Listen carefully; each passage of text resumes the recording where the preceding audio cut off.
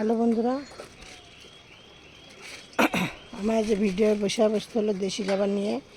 আমি এর আগেও আমি অনেক দেশি জাবা নিয়ে ভিডিও করেছি, কিন্তু আজকে আবার আমাকে সবাই বলছে, কমেন্টে লিখছে যে দিদিভাই আরেকটা ভিডিও করুন, যে আমাদের গাছের এরকম পরিস্থিতি, সব পাতা হলুদ হয়ে যাচ্ছে, কুড়ি ঝরে পড়ে যাচ্ছে, যে আপনি কিভাবে আপনার গাছগুলোকে এত সুন্দর করেছেন, সেই নিয়ে আমি আবার একটা ভিডিও করছি।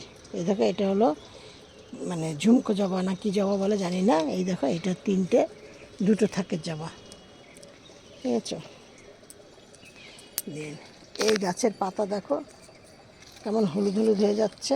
এটা কিন্তু অনেক কিছু কারণে হয়, যে শুধু মানে গাছ খারাপ হয়ে যাচ্ছে তারই কারণ আছে সেই সব না, অনেক কারণে এগুলো হয়। কারণ অতিরিক্ত বৃষ্টি হয়েছে, বৃষ্টি হওয়ার পরে যখন রোদ ওঠে তখনও কিন্তু গাছ ঝিমিয়ে যায়।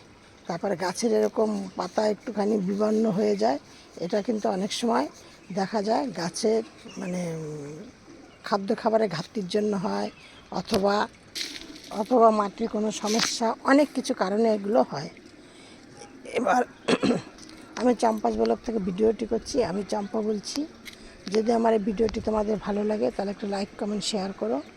আর যদি নতুন বন্ধুদের বলছি, যারা আমার এই চম্পাস ব্লগের নতুন সদস্য, তারা ভিডিওটি দেখে একটি সাবস্ক্রাইব করে পাশের বেলটি বাজিয়ে অল করে রেখে দিও, যাতে আমি পরের ভিডিও ছাড়ার সাথে সাথে তোমাদের কাছে পৌঁছি।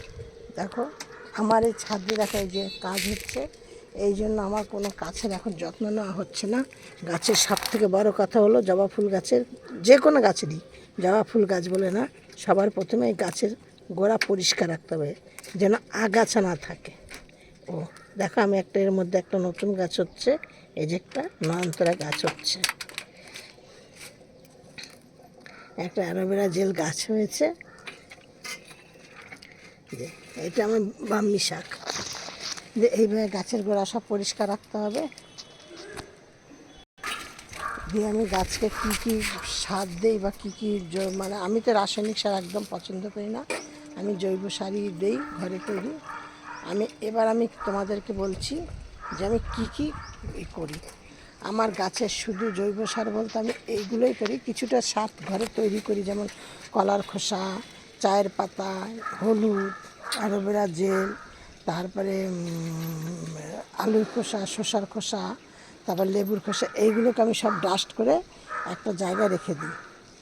দিয়ে আমার যখনই প্রয়োজন পড়ে সপ্তাহে একদিন করে এক মুঠো করে গাছের গোড়ায় দিয়ে দিই। এগুলি সবগুলি একসাথে আমি করি, মিক্সড করে আমি সপ্তাহে আমি এখন তোমাদের সাথে সম্পূর্ণ শেয়ার করতে পারছি না। গাছগুলো আমার একটুখানি অন্যরকম হয়ে গেছে। হয়ে যাওয়ার কারণ হলো, আমি গাছের এখন যত্ন করতে পারছি না। এই কারণেই আমার ছাদে কাজ হচ্ছে, যে আমি যার জন্য গাছগুলোকে যত্ন করতে পারছি না। তারপরে একদম ওপেন আছে হনুমানের উৎপাত, যে এইসব অনেক কিছু কারণে আমার গাছের এখন অনেক সমস্যা দেখা দিচ্ছে।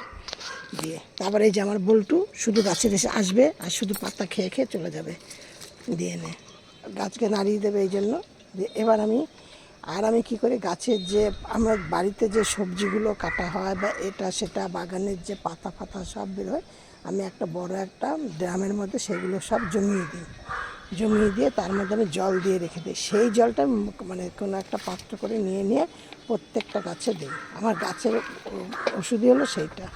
এই ওষুধ মানে জলটা আমি খুবই পাতলা করে আমি মানে প্রতিদিনই যে জলটা দেই ওইটাই দিই, হয়তো সপ্তাহে একদিন দুদিন বাদ দিই। কিন্তু সব ধরনের মানে মোটামুটি অনেক রকমের জবা ফুল গাছ আছে, কিন্তু জবা ফুল গাছগুলোকে দেখেছো সব কেমন হনুমানে খেয়ে খেয়ে চলে গেছে। আমি এখন এই জন্য আমি এখন প্রতিদিন তোমাদের সাথে ভিডিও শেয়ারও করি না, কারণ গাছই নেই, আমি তোমাদের সাথে শেয়ার করব। সব আমার হনুমানে খেয়ে চলে গেছে। আর কি করবা তোমরা, আমি করি আর কি, তোমাদের বলছি না করতে। মানে তোমরা যদি মনে করো যে হ্যাঁ এইটা করে দিদিভাইয়ের গাছগুলো ভালো আছে বা সুন্দর আছে, আমরাও করব, সেটা তোমরা করতে পারো। কিন্তু আমি আর কি করি, ওই ম্যাগনেসিয়াম আর পটাশ একসাথে আমি ওইটাকে মিক্সড করি, আর কিছুটা নিম পাতা সেদ্ধ করে নিয়ে আমি ওইটাকে একসাথে মিক্সড করে নিয়ে আমি সপ্তাহে একদিন কি 15 দিনে একদিন করে সব গাছগুলোকে স্প্রে করি। এই আর হলো গিয়ে প্রতিদিনকার মানে সপ্তাহে একদিন করে গাছের গোড়াগুলোকে একটুখানি তোমরা কুচিয়ে দেবে, কুচিয়ে দিয়ে না ওই যে যখন মানে ওই সারগুলো দেবে দিয়ে কুচিয়ে দিয়ে আমি গাছের ওপরে মানে টবের মাটির উপরে দিই না, আমি ওটা খুঁচিয়ে আলগা আলগা করে নিয়ে কিছুটা মাটি তুলে নিয়ে তারপরে দিয়ে আবার ওইটাকে মাটি দিয়ে চাপা দেবে, এই হলো। আর আমি মাসে একবার কি করি, গাছ মানে কিছুটা মাটি তুলে নিই, তুলে নিয়ে নিম খোল আর লগে গোবর সার কিছুটা করে আবার গাছের গোড়ায়, বেশি না সামান্য করে দেই, দিয়ে আবার ওই মাটিটাকে চাপা দিয়ে দিই। এই আমি গাছের আর কোনো কিচ্ছু যত্ন করি না, কিছু না, শুধু এইভাবেই আমি এই করে নিয়ে আমি গাছে, দেখো আমার গাছে কিন্তু কোনো পাতা ফাতা নেই, সব এখন আমার এই যে ছাদ একদম ওপেন, তোমাদের দেখাচ্ছি,